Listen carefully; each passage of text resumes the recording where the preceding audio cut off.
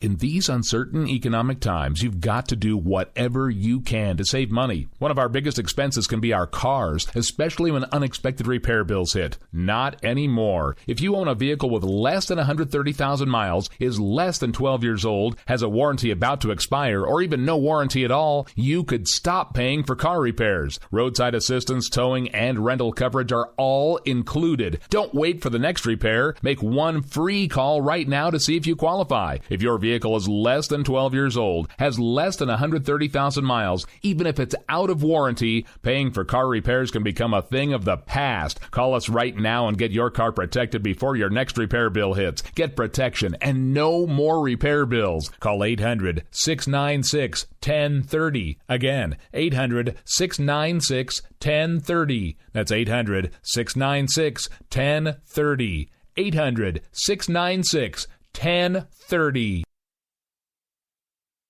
Joe had huge problems with the IRS. I knew it was coming. I hadn't filed taxes since 1990. All the IRS letters coming in added up to a nightmare. To get up to like $68,000, my heart started beating fast. It's like, there's no way, man. I mean, I ain't going to be able to do this. Then they stopped his paycheck. So that's when I started making phone calls and found U.S. Tax Shield. U.S. Tax Shield went to work immediately. They just took the bull by the horns. What blew my mind is he called the IRS right then and there. So why is U.S. Tax Shield A+ rated with the Better Business Bureau? Joe knows. They saved me a ridiculous amount of money. If you owe more than $10,000 to the IRS or state, choose the company Joe chose, U.S. Tax Shield. It was the best decision I made. U.S. Tax Shield is the way to go. Life is good. Thank you, Lord.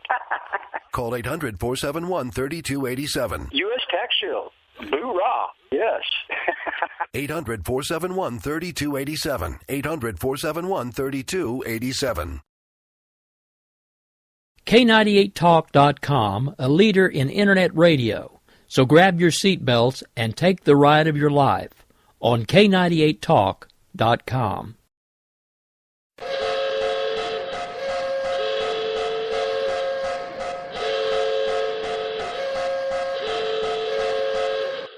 Ladies and gentlemen, may I have your attention please? America Off the Rails has been declared a conservatives-only safe zone. Only conservatives allowed from this point forward. Any liberal, socialist, butthurt, hippie, tree huggers, please exit the facility immediately. Again, attention please. America Off the Rails is now designated as a conservative safe zone only. All butthurt, tree-hugging, hippie, free-to-be, you and me types exit the facility immediately. Thank you. We will keep this promise to the American people. If you like your doctor, you will be able to keep your doctor, period. If you like your health care plan, you will be able to keep your health care plan, period. This is the most transparent administration in history. Not even a smidgen of corruption. Fact is, we had 4 dead Americans. What difference at this point does it make? If you got a business, you didn't build that. Oh, welcome to the face. Welcome to the face of the new democracy. Don't expect us to admit a mistake. We're paying off election. Keep on doing what you do, Rick. You're my favorite host. It's time to hear the truth about America's biggest challenges. You're listening to America Off the Rails with your host, Rick Robinson. All right, well, good evening, folks. This is Rick Robinson. This is America Off the Rails, and this is a special after the last and final State of the Union of Barack Obama, the Roundhouse edition. And thanks for that great shout-out, Michael. Checks in the mail, brother. All right, so anyway, I have with me joined this evening in a Roundhouse edition, we have the hosts of Game On and Bloody Marys and Broadsheets, one Mr. JD and one Miss Stacy. Good evening. How are you? State of the Very good, thank you. All right, and we are also joined by the host of For Whom the Bell Tolls and also the host and co-host of Office Hours with Dr. A, one Miss Lou Bell and one Mr. Dr. Randy Arrington. Good evening, folks. How are you? Good evening. Good evening. Yeah. So does this mean Rick's in charge? Aren't I supposed to always be in charge?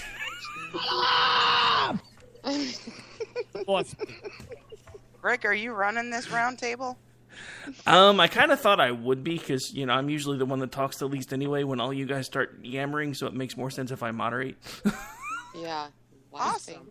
This is more like a rhombus table than a round table. Round table. Yeah, Meet the Press. It's like David Gregory and the ghost of, what the hell's his name? Now his kid. Russett, yeah. Oh, I miss Tim Russert. So do I. But what are you going to... One of the last of the breed, man. One of the... Yeah. That is such an he didn't suck as bad as they do now. Come on. Relative. You all feel my radio pain now? Like, let's start the show by Stacy bringing up dead people that we missed. You brought him up. You brought up dead people. What do you believe in Stacy for? Not in a funny way. You said dead guy, Tim Russert. Dead guy, and then you took it to, like, throwing roses and jumping in on top of the coffin like some Polish peasant funeral. I'm not Polish. You're Polish. It's time to start moderating, Rick. Actually, I believe you actually said Tim Russett as if the guy was like a potato or something, but that's another story. Yes, it's a potato. Oh, no. We know too many potatoes at this point. Let's not talk about potatoes.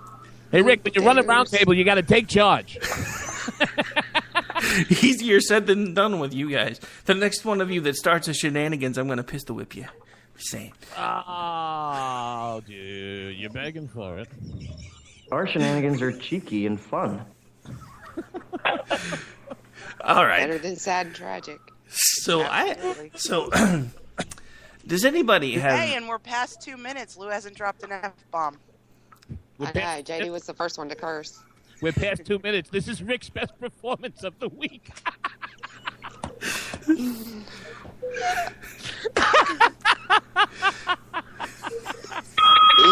Wow. Easy on the boss. Okay? Take it easy on the boss. I'm starting to think that JD doesn't really like me very much. Hey, really. Kidding me? I kid. No, I mean, it's like every time we're together anymore, you just take every shot you can find, man. I think after the doom because and he's gloom... used to co-hosting with me. Have you never listened to us? Okay, point taken. Anyway, I would say you're hurting my I feelings, take but this you'd have to abuse have 3 times a feelings week. before I What are could. you complaining about? I know men that pay $50 extra for that, so be grateful. And hit the bell, JD. Another bell, dear. Yeah, I think you've earned another inappropriate bell. All right, so let's see if we can herd these cats in the right direction, shall we? So we're supposed to be talking about the State of the Union. Who wants to start? The doom and gloom doctrine. I am so excited. You sounded. I mean, it's just all apparent in your voice and stuff. It's the last one. Well, A, it's the last one, and B, did you hear he's going to cure cancer? Oh, yeah, mission not possible. Mission not possible, and certainly not possible by a bloated, completely inefficient, the right hand doesn't know what the left hand is doing government. Well, it doesn't help that he put Crazy Uncle Joe in charge of it. Yeah, that's not really his play, though. His play was to announce it like it's his space program, so that if and when it does happen, if it happens here, he gets the credit. Thank you. There were 2 ways to look at what tonight was. As the last of what this narcissistic, freckle-faced jerk-off had to do in a series of these, there was actually comments by the president within the last 72 hours. And he was like an old quarterback retiring in a playoff game or a Super Bowl. He's like, well, I want to stand there and take in when they say, Mr. Speaker, and what it really means. And then this joke, this farce, this charlatan gets up there, and honestly, to my mind, because he doesn't care. He didn't care in year 1, and now this is just a big movie to him. We're closing out Act 3, and this was either, you can look at it one of 2 ways. It was either a Timothy Leary-type acid trip into the mind, heart, and soul of the progressive movement in the Democratic Party, or it was some pornographic money shot and just got his nonsense out of the way finally as far as State of the Union. That's what I took. Money shot. Uh-huh. Well, that's one way to put it. That was a visual I didn't need. Thanks, absolutely Jamie. Everything that he could, yeah. And he claimed victories where there were failures, like the VA and...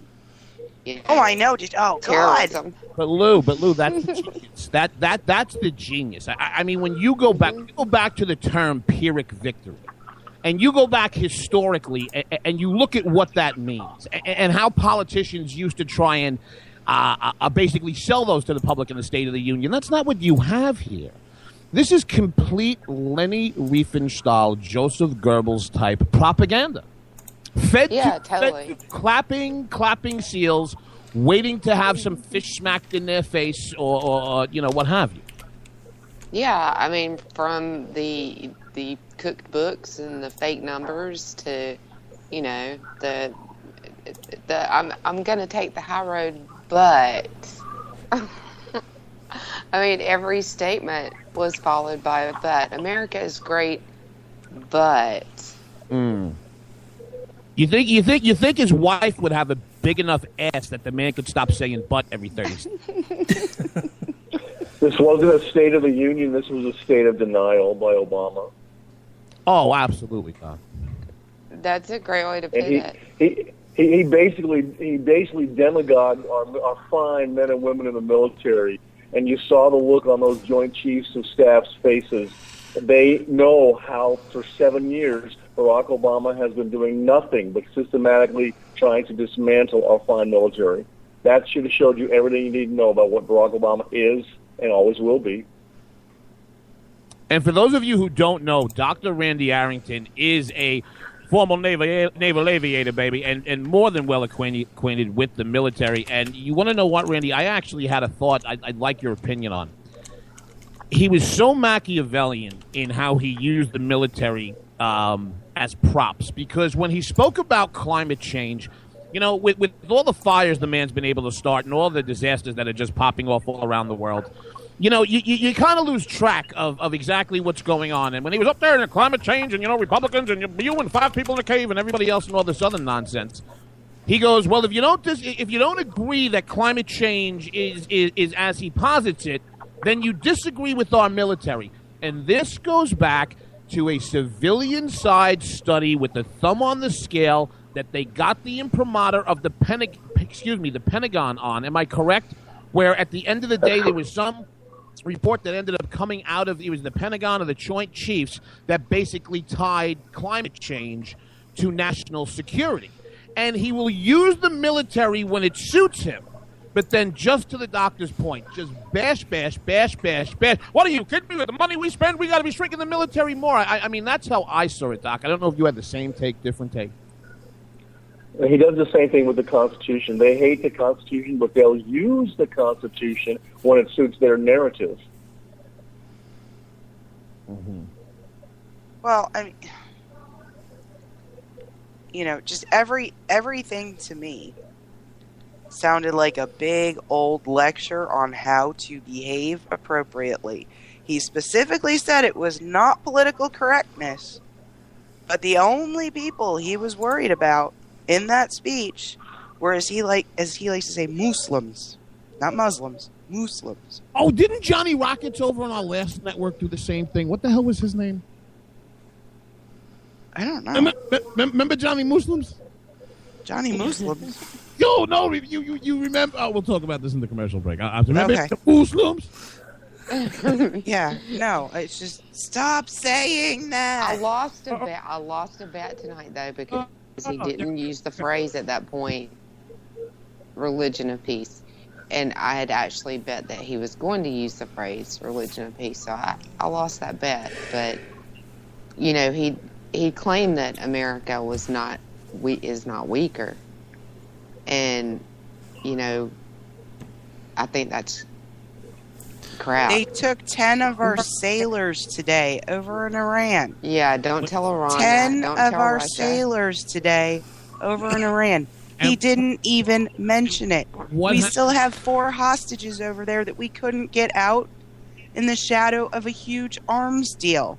Everybody else got what they wanted, and their people can travel freely, but we've still got 4 people in Iranian prisons. Don't tell me we have any global leverage. We don't. We don't.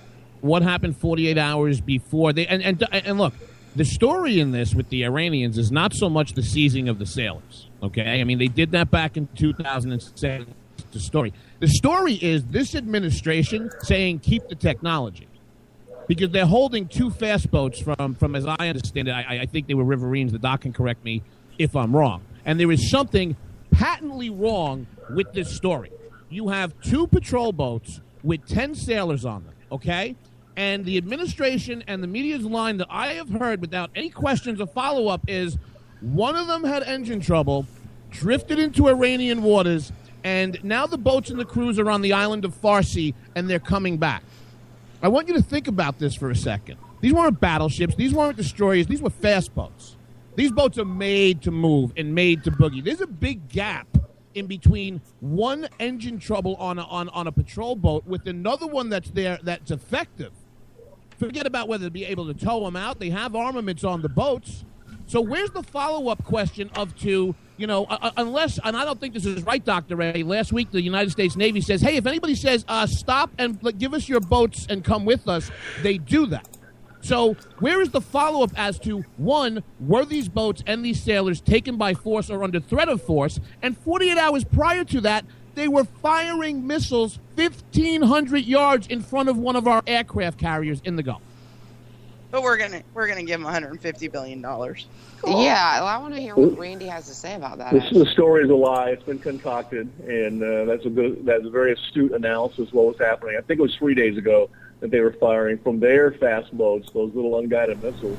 And they were firing them away from the carrier, but it was in the vicinity of that carrier. So this story is a lie, I guarantee you. Wow. It just didn't make sense to me. It just did not make sense to me. And his follow-up didn't make sense either because he followed it up with a bunch of excuses about challenges in countries that are vying for the influence that we do have. And I'm sorry, Mr. Urkel, but desperate nations are no more safe than non-desperate nations. And many times they're less safe. They're more of a risk when there are internal pressures. So the start to finish, the whole thing was concocted, including that when you get to the minute detail like that. Well, But isn't the most disturbing part is this happened today in light of San Bernardino, in light of the word that we had 2 people arrested in Sacramento, 1 arrested in Texas, in light of the fact we've had terrorist attacks in Istanbul today, in a large tourist area, huge attack in Paris. We now have Iran basically, jimmying up there and saying, oh, we're going to shoot these missiles over here just to see what happens. Now maybe we'll just take these boats and see what happens. They are so testing us to see what we will do and what is too far to push us in the midst of all this other chaotic uncertainty. And the leader of our country got up to address the nation today and did not mention it. They are not looking to see how far they can push us. They already know how far they can push us. What they are trying to see if they can literally get the United States military, or at least the foreign policy apparatus of this country, to publicly capitulate within the next 12 months. And I think regardless that their actions qualify as measures short of war. Don't they, Dr. Arrington? And on that, geopolitically, it's a huge thing as far as how we react to it and what our geopolitical standing is. Well, besides the Ali Khamenei laughing at us, Vladimir Putin is laughing at us. He said in his speech that we are more respected internationally since he took office. Nothing could be further from the truth. We and his leadership are nothing but an international joke, and they know it. And his vice president, out of the campaign trail, told the nation that. He said, if you elect Barack Obama, he will not be able to handle those foreign crisis situations that will happen on his watch. He was so correct. Well, that's the last time Biden let's stop and think for a second. If those 2 boats belong to Russia, and those were 10 Russian personnel, what do you think Putin would be doing? He'd have nuked them by now. Well, he'd be calling the people in Tehran saying, you got 1 hour to release those people. Fill them up full of gas. Let those guys go, or I'm coming in and I'm going to carpet bomb you in Tehran. That's what I would do if I was president, and that's what Ronald Reagan, they knew he would do that when they had the hostages for the 365 days in Tehran. Thank you. Because how I was seeing this, when Lou was speaking about, well, is this formally, a state-sponsored act of war? Does it rise to that occasion? I think that what we do when we ask that question is we apply a historical context to it when you can't, because this is happening in the moment. And what it reminded me of, Lou, as soon as you said it, was Karl von Clausewitz. Actually, what I said was it qualified technically as a measure short of war, which is something that on a global diplomatic and geopolitical stage is technically something that you can respond to, and the rest of the world goes, oh, well, yeah, you had a right to respond to that. No, I understand and I take your point, but my point was what popped into my mind was the famous von Clausewitz quote on war. And for those of you who don't know who he is, he was a Polish-born general back in the, I think, about mid-19th century, and it's one of the better quotes that I've seen on war, and I wanted to tie it into Lou's point. And von Clausewitz says, "War is the continuation of politics by other means. If the leader is filled with high ambition, if he pursues his aims with audacity and strength of will, he will reach them in spite of all obstacles. Everything in war is very simple, but the simplest thing is difficult." And I now want to take Lou's point, and I want to go back to the question that was asked here about, well, what would happen if these were Russian or if these were Vladimir Putin that this happened to? And the definition of how a nation state looks at war, or what actions rise to being, and Doc, I'd be interested in your point on this. What would rise to being war is defined by the politicians at the time, to a most part, to von Clausewitz's point, because it's a continuation of the inability to be able to solve it with diplomacy and politics. That's right. That was exactly my point, JD. Well, that doesn't make for good radio, Lou. Going, I agree. Sorry. Jesus God. Well, I mean, the one thing that we got to thank that Ricky Tiggy Tommy Rick Robinson is the K98 News crew. We gave them off tonight because the State of the Union is like it's like beating off with a sock on your hand. It's awful. So what we did is we were able to hook up in the pool with NBC News and Andrea Mitchell, because when the pretext of the speech came out, there was no mention of the 10 sailors. So Andrea Mitchell was able to get in right as the president was walking into the chamber and ask him about the boats being taken and the 10 sailors, and this was Obama's response. Did I do that? And that's all we got. Well, I mean, let's face it. The majority of his speech actually sounded like Urkel all grown up. I mean, it's one of the things that I tweeted about over and over again. It was like all of his failed policies laid out in the guise of being victory laps. I mean, it's like Lou said it earlier. He went and touted being able to take better care of our medical men and our military men and women medically, including our veterans, which we all know is a lie. Best job numbers in forever, which we all know is a lie. Best unemployment numbers in forever, which we all know is a lie. Yeah, I mean, it just seemed like every time you were listening to him, if you were watching on TV, you just kept waiting for his nose to grow, and it just, I don't know. And you and I talked about it off air, and I'm like, this guy is the biggest liar ever. And something that you pointed out to me that I'd never really thought about before is the fact that he actually probably believes everything that he just said.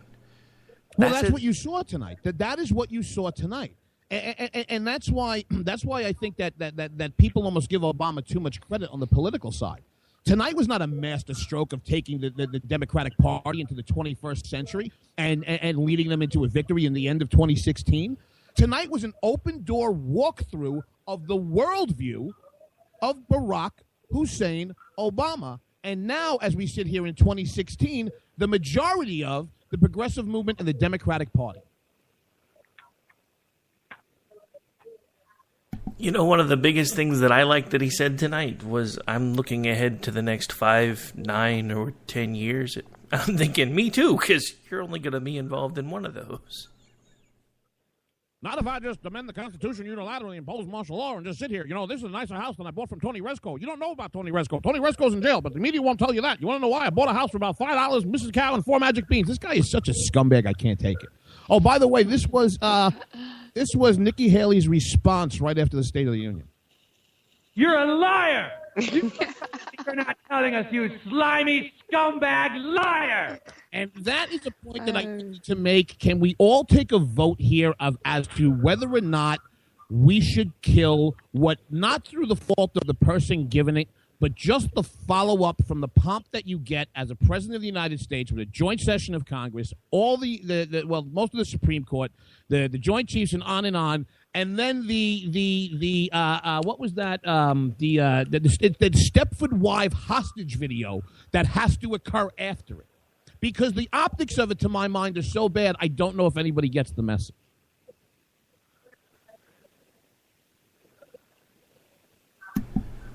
There's three of you. Somebody could say something. Did you hear he said his one regret was he couldn't bring the politicians inside the Beltway, those Beltway bandits, as I call them, together in a more bipartisan fashion. Just trust me on this one subject. You cannot cooperate with politicians who are trying to destroy traditional American values. You can't do it. You must fight them tooth and nail, and that's what they should be doing. We don't have enough people doing that because of being bribed or blackmailed. That's what's happening inside the Beltway. Yeah.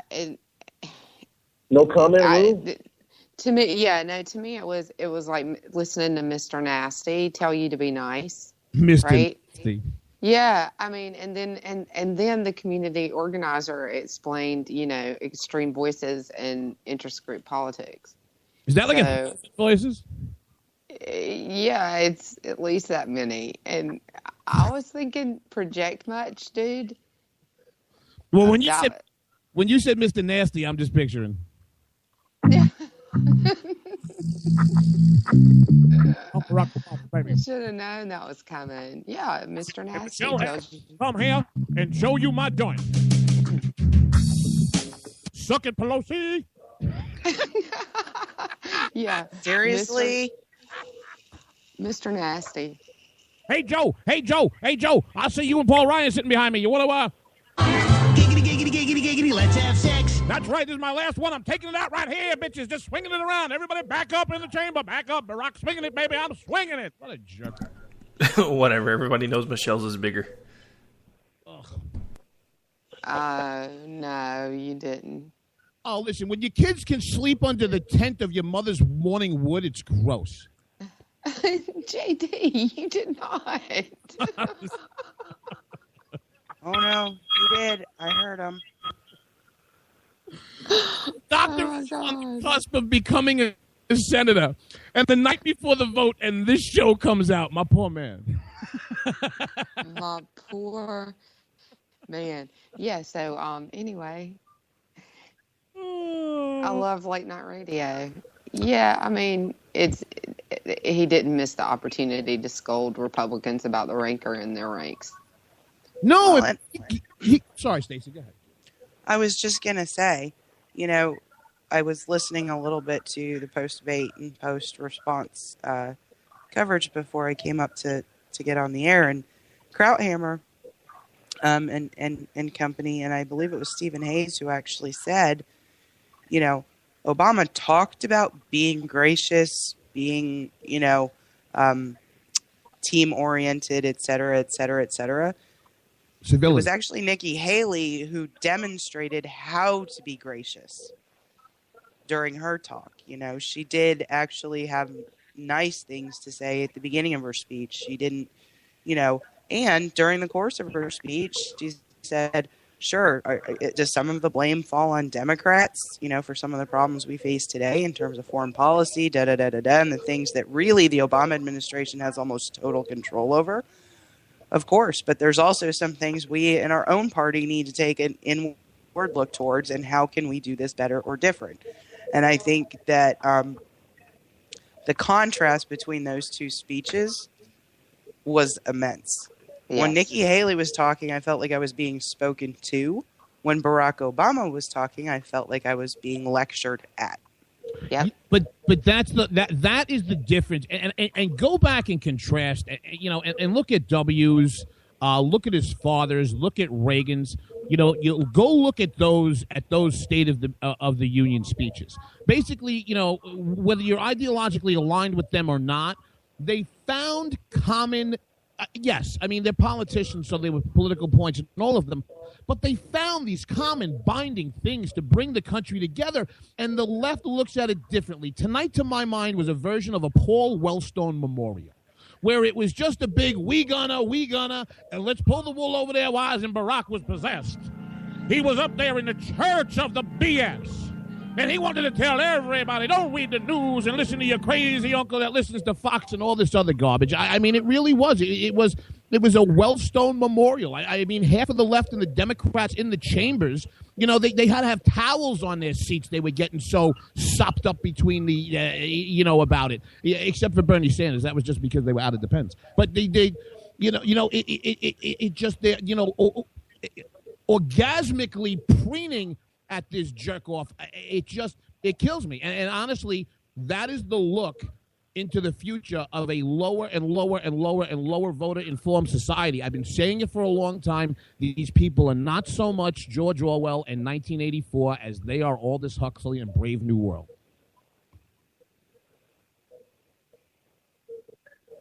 Did you hear that he took a shot at us too, the citizens? He said democracy can't succeed unless the citizens cooperate. He was taking a shot at us. And what has he done for 7 years? Foment chaos amongst the citizenry by installing Muslim Brotherhood people into high levels in every bureaucracy in the federal government, by inciting Black Lives Matters and the Black Panthers and everybody else out there that wants to create chaos in the United States. And yet he chastises us in the State of the Union, saying we have to cooperate as citizens. That's how a democracy succeeds. He doesn't know a democracy from a good grade of peanut butter. Trust me. Thank you. And when you start speaking about citizen cooperation, you know what pops into my mind? Because how do you make sure everybody's cooperating? You need a list. It always starts with lists. It always starts with lists. I'm not going Alex Jones and tinfoil hat and saying before you go to bed tonight they're kicking in the door, maybe in some places, but it always starts with the list. And when I hear about citizen cooperation, that just screams collective and pravda and da. But I will tell you something. The one thing that Obama has been great for, Obama has been radio gold, and he's been a great muse. And he moved me to write a song that we did on the last State of the Union. Would you all like to hear it? Sure, why not? And then we got to take a break. All right. This is Barack Obama playing Muse to Jake Dick. But one thing that I wanted to share with everybody before we get into, kind of the minutia and the more serious part of it. There's a person that I respect greatly down in the Mississippi Delta. And his name is Blind Mississippi White Boy Pig Feast Free Baby.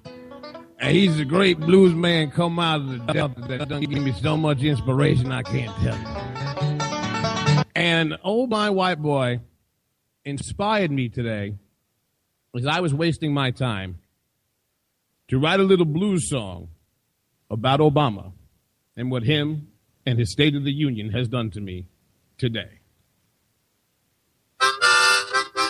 I'm so sick of Obama, all he does is waste my time. 6 years into this nightmare, and he's still coming for more of mine. I done paid what I owe you. Will you just please go away?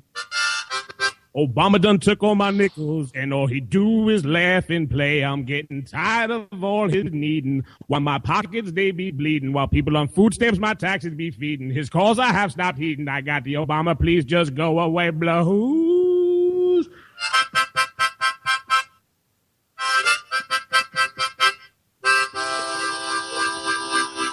He's been hell on the country, but he's been great for radio. Very nice, very nice. All right, folks. Well, we have hit the bottom of the hour. We've got to take a quick break. I want to give a shout-out to everybody hanging out in the chat. You guys have made some comments that I think we'll get to when we get back from the break, but at this point, we got to pay some bills. This is Rick Robinson. I'm the host of America Off the Rails. We'll be right back with the Roundhouse edition, State of the Union 2016.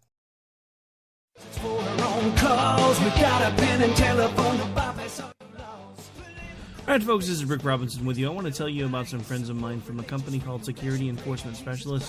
When I ran my security agency for 12 years, I worked with one of these partners on a daily basis. He's been involved in this agency now, and with his other partner, they do have over 30 years of experience in the private security industry. If you own a business and you need someone to keep you or your customers or residents safe, then I highly recommend contacting Security Enforcement Specialists today. Give them a call at 405-703-1796. Again, that's 405-703-1796. Again, tell them Rick from K98 Talk sent you. Like I said, if you need the help, they are here for you. So make sure that you go look them up, check them out, and see what they can do. The wrong way. Welcome to the place. Welcome to the All right, guys, we're ready for our four-season sunroom, and Daddy's gonna get a rec room with refreshments. Oh no, we'll be sleeping under the stars. Mom, what about the one with, the fun? Nice try, little bro. It's a gym. My gym. Hey, Grandma's getting her Four Seasons garden room. Weather tight and still like being outdoors. Maybe a living room. Oh no, wait. A family hub. Yeah! No matter what the budget, the season, or the climate, Four Seasons sunrooms let you and your family enjoy the outdoors inside. Call now to receive your free, no-obligation brochure from the premier manufacturer of sunrooms since 1975. More reasons for Four Seasons now.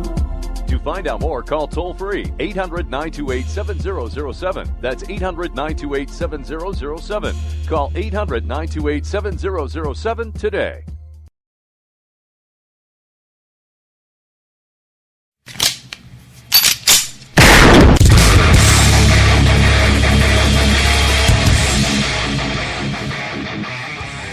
This is Slickery Trigger for Rebel Road Tactical. With proper care and feeding, your pistol will be ready when you need it. There to save your life. Shouldn't your gear be that good? Whether you need a holster for comfortable everyday carry or a tough-as-nails holster for your next training course, Rebel Road Tactical has what you need. Check us out on the web at rebelroadtactical.com.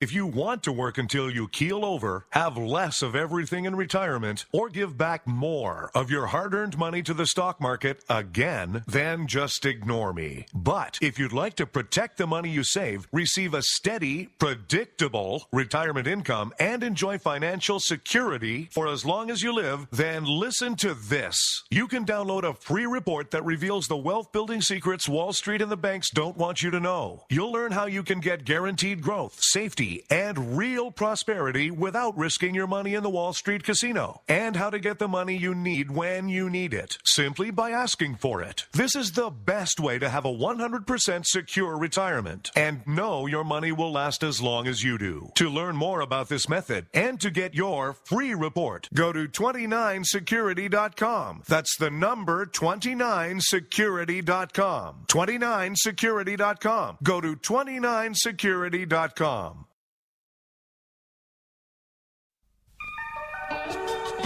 The staff of K98 Talk and the Spark Radio Network is proud to announce that our very own Rowdy Rick Robinson has been selected as one of the top conservative talk show hosts in the nation for his program, America Off the Rails.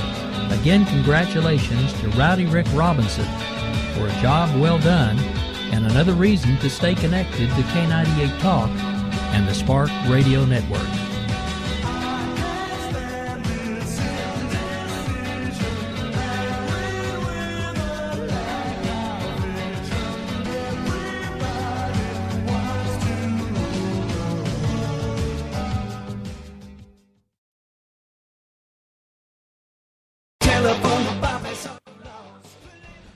All right, folks, we're back. We're live. This is America Off the Rails. I'm your host, Rick Robinson. This is the Roundhouse edition, special edition for State of the Union 2016. Sometimes I'm glad that you guys can't hear what goes on during the commercial breaks, but other times I wish you could come along for the ride. Anyway, so we are back. We are live and still got about 20 minutes of the show left. We ran a little long in the last segment. All right, so anybody want to lead off for the remainder? Okay, terrific. Yeah, we were getting the economic numbers were startlingly, hilariously false. Oh, you didn't get your brand new Lamborghini with your $1 million check with your tax returns last year from his. Speaking of those economic numbers, the thing that kept running through my head with those economic numbers, and all the different things that he was talking about that everybody knows are blatantly false. There's been a meme going around for the last several days that's talking about with this upcoming lotto, what the share would be for like every American if they would just evenly divide up the money, and it's some crazy number like $4.3 million. It's $4. It's $4.33. No, it's $4. Yeah. I mean, well, here's, but this is why it equates back to the same stuff that he was talking about. Do you know how many people have believed that? And here's the thing: that is still wrong. Even if you do the math and it's $4.33, you didn't take into account the fact that the government's going to take 40% off the top, an average of at least another 8% based on what state you live in. So you're going to get enough to buy another ticket and try again. Let me forgive anybody who did think that, though. As funny as I laughed at it today, I have to make a complete JD confession. So today in JD's business, baby, we were moving and shaking, and a client had come back to me, and basically he took 200 British pounds, and the metric in the units were 230, right? So it was 200 British pounds per. And I looked at it real quick, knowing I'd have to go back to it a few hours later in U.S. time. And I went, great. That's about 460,000 British pounds. So, well, that's about $600,000. Okay, great. Went back to it a few later, working off the premise of $600,000 U.S. dollars. And then went, wait a minute, that's 46. Oh, that's $70,000. I swear to God. It is comical now. I had to admit it. Listen, I'd be lying if I did. I'd be lying if I didn't. I did one of those today. Although I did know it was $4 on the lotto.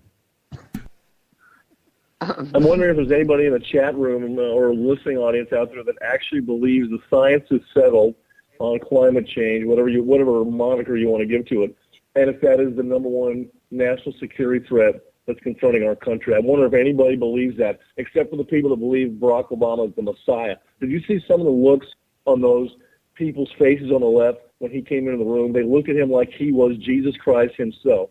And there are people out there in our population who believe anything this man or Mrs. Clinton will say because they're that mind raped. And that's a big problem, JD, for this country. There are people that believe this crap.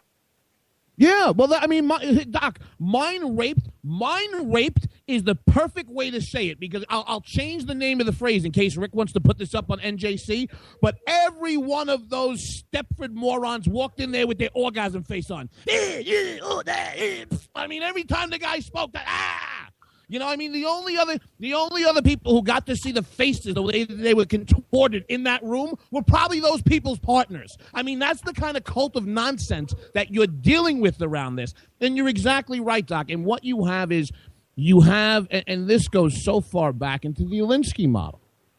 It's divide, it's conquer, it's top up, bottom down, inside out.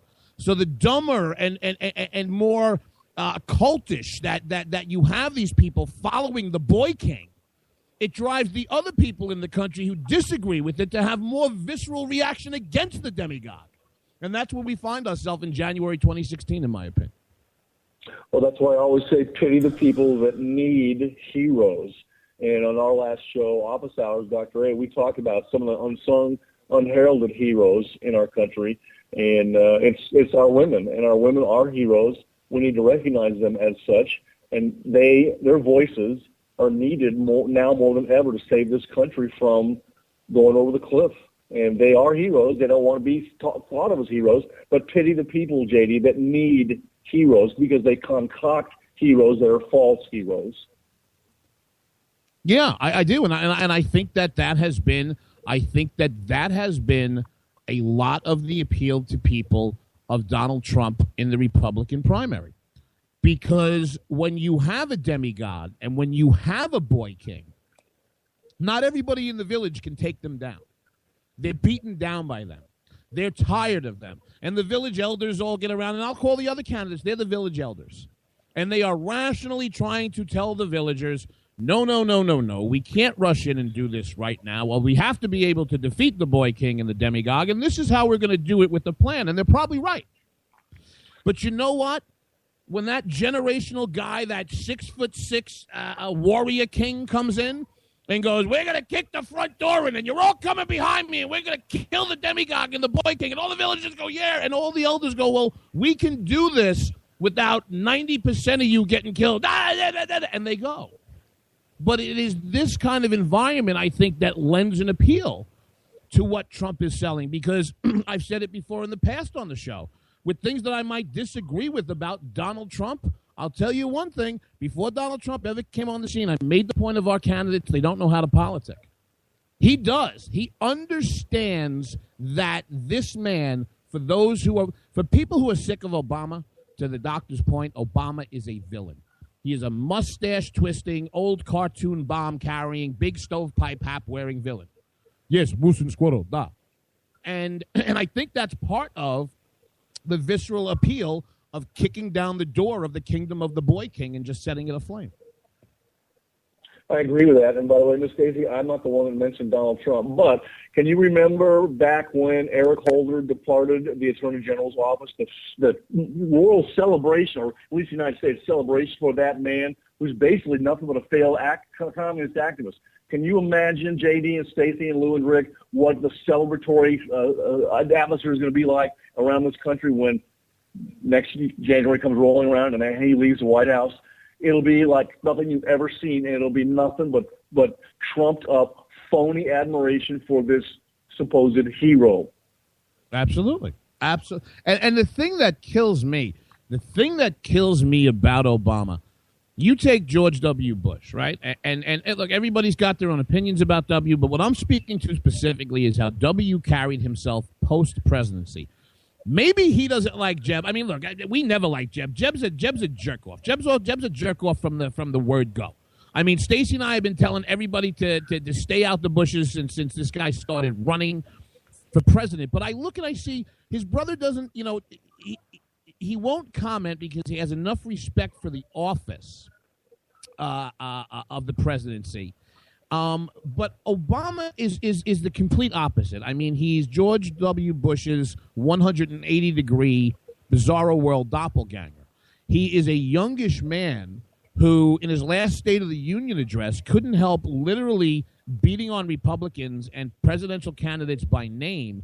He's not going anywhere. He's going to be very vocal. And I honestly think that once he's out of the White House, Doc, he's going to be doing it from a different address. But because the press just soaked their shorts over this guy, he is going to be in our face as much post-presidency as he is right now. If he gets elected, I'm sure that doesn't make Stacey really happy to contemplate that. I think he's going to wield power, like you said. He does understand power and deal-making. But he, I think, is also going to try to heal the country. He's going to go back and he's going to grab some of these people. I think Mrs. Clinton will be indicted within a couple of months. But he's going to go back and grab some of these people that are basically traitors to this country and the United States of America. And he's going to make sure that they come to justice. And that is something that they fear inside the Beltway more than anything with related to Donald Trump.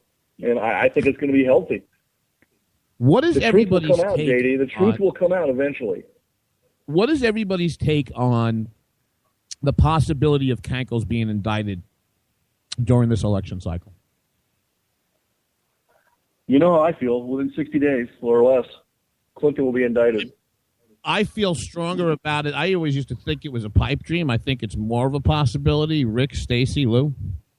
Well, what kind of made me think something might be going on is there was an interesting quote from Joe Biden that was all over the place today, that he had learned to never say no when he was asked if he was out of the race for 216. Yeah. I told you that when he said that. That kind of makes me go, he's going to prove to be one of the smartest guys ever, because he'll jump in and have not spent 4 months' worth of money or going around the country. When she gets indicted and they throw her out, he'll waltz in, he'll be drafted by the party and come in, and he'll be the smartest guy on the planet, at least for that decision. You know, I know FBI. I know FBI agents. You know, I know some here and there, but what I don't have contact with, and what I don't know is I don't I don't have any high up, whether you want to call it leadership, whether you want to call it management, the inner circle of the professional FBI. And at least from the line agents that I've spoken to, and I don't know if this differs because, I mean, you were in the military, Doc. The guys that I'm friends with who are feds tell me the same, that guys I'm friends with who are in the military, that if you want to be, the easiest thing to put in everybody's mind is a general rank. If you want to rise to a certain level in the service, at some point or level, you also have to become somewhat political in order to do that. And I do know that, at least from anecdotal one-off conversations I've had with line agents, they're saying the morale of it is that people who, and again, the entire FBI doesn't know what's going on, but the scuttlebutt and the stuff that's running through the bureau right now is that there would be open mutiny if the line agents ever got to see what's been gathered so far and there wasn't an indictment. And I wonder if there's a disconnect that doesn't happen as that goes up the chain. I don't think so, not with James Comey at the top. And I do have some top-level FBI people that are still there from my time in the federal government. And they're telling me, Randy, there is a locked-shut case on this woman. There's more evidence. There are probably 50 or more counts that they can get on this woman, and they'll throw her away for the rest of her life. She's nothing but an evil, poisonous, criminal woman. And people have to understand that. We're telling you the truth. You may know, you want to stand in your ignorant stupor and think she's just like Barack Obama, the next Messiah. Fine. We can't get to you. We can't train you. Go ahead and keep your head in the sand. But I'm telling you, this woman, there's more evidence against her than ever against General Petraeus or any of these other people, against the Rosenbergs. She is going to be indicted, Miss Stacey. Well, if Hillary goes to jail, she'll finally have an opportunity to go an entire year having sex with more women than Bill.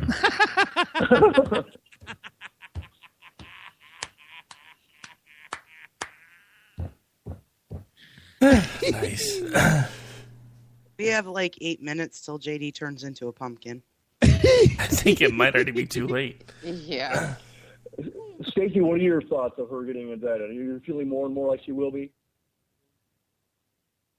Her responses yesterday to the questions about the investigation and saying it was not true, it was completely fabricated, when, gosh golly gee, an awful lot of reputable news organizations have come out with the same story. Something's going on. Yeah. And she is clearly not, woman to woman, she's not sleeping because she looked terrible. And the other piece is she's not comfortable with the question, so she knows something's going on. I love it when they go woman to woman and they ain't sleeping, baby. Stop. She is a pathological liar, just like your President Barack Obama is a pathological liar. I can insult her looks because I'm another woman. So You're apparently that's insulting her, okay. you're You telling all the are truth. misogynist pigs if you do that. Oh, you know what? Screw that. I'm an awful human being at my heart and soul. She's a piano Well, leg. I'm well aware of that. She had a child as a political prop. She's a piano leg thief. I mean, that's about the nicest thing that you could call this walking sandal barren desert of a hoo-ha that is trying to ascend to the highest office in the land. Don't hold back, JD. Tell us how you really feel. She's a disgraceful human being. Her and the other idiot, you got jerk off McGillicuddy running around with billionaire midget porno, underage prostitute island and all that nonsense. I mean, she is a walking scandal. You have to understand something. The media jokes and laughs about the fact that she has a bagman. Her bagman's name is Uma Abedin. If anybody wonders, Uma Abedin isn't the one who knows where all the bodies are buried. Let me remind you that her husband was the guy who sent his schmeckle all over Twitter and the interwebs, okay? That'd get you fired from being the manager of your local McDonald's. This woman is dug deep as a tick up the fat ass of Hillary Clinton, walking into the White House if she gets elected. The God knows how to guide her through and shepherd and bury the other damn bodies. You're right, and I keep saying this, that Mrs. Clinton cannot be cured by any known pharmaceutical, psychological, or beads and rattles remedy. She cannot be cured. She I know she knows she's lying, JD. She knows she's lying to the American people, but she is so invested in that deception, she can't stop lying. Well, you don't, when you, and again, it's talking to the villagers. It's okay if she lies to us because we are just props. Her daughter's a prop. They had a child as a political prop. They had a marriage as a political prop. And you know what it got her? It got her elected to the Senate in the state of New York, and it got her to be appointed Secretary of State. And right now it has her running for the highest office in the land. They use props as people. So don't think for a second they're not talking to us like a bunch of brain-dead props ourselves they just need to. I'm telling you, her and Obama and the rest of these idiots, it goes back to the Saddam Hussein quote shortly after he had seized power in Iraq. And correct me on this, what is Iraq's a country of what, 75 million? Roughly. Something like that. And I'll never forget, there was one of the quotes, it was him and the family and the regime and who was ever going to live off the fat of his dictatorship. And he's like, Iraq is a country of 75 million. Too bad we only need 5 million to run it. And Hillary Clinton thinks the same exact way. Hey, Lou, what are your thoughts on Mrs. Clinton? My thoughts on Mrs. Clinton are, yes. I kind of have mixed feelings. I think she should be indicted. I kind of think she won't be indicted. But then I think she's so beatable because she's so damaged. So I have mixed feelings. You said beatable. It rubs the lotion on its skin. It does this whenever it's told. That's a pretty bold stance, Lou. You're disagreeing with Dr. A and JD. That's pretty bold of you. So Slick would like to add his 2 cents into the conversation. His exact words were, "She's a bullet magnet." Just saying. Joe is a Pepsi bottle floating in the lake compared to Hillary Clinton.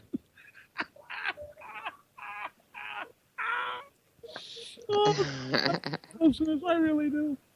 Now, Ron, he said Lou is wise. Ron knows what he's talking about. Well, I mean, and I have to kind of agree with Lou. I think she should be indicted, but in this both widely inept and corrupt administration, I just don't see it happening. I don't know, and I think that comes down to how much power Loretta Lynch has at the end of the day as the head of the Department of Justice and the FBI, basically, to quash what comes out of there. That I just don't know. Although I'll tell you, it would be a big soul cell for her because as much as she's been a half a disappointment, when she was the AG for the Southern District of New York, Loretta Lynch was a very serious prosecutor. She wasn't that much of a political animal. I mean, she has to be in this position, so I think it'll be interesting to see where this shakes out. All right, so any final thoughts? We're down to about a minute. Final thoughts from you, Stacey? What's up? Say goodnight, Stacey. Night, Stacey. Has somebody got the keys? Can you toss me the keys? Dang, everybody's trying to get out of here tonight. Did I keep everybody up past their bedtime? Park is this called? It must be date night. Serve shrimp and grits at CPAC? Giggity, let's have sex. Come on!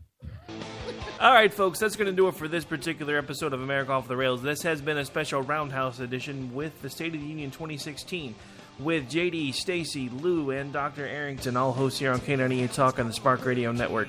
Hope you guys enjoy the rest of your night, and hope you followed our advice and didn't tune in so we could do it for you.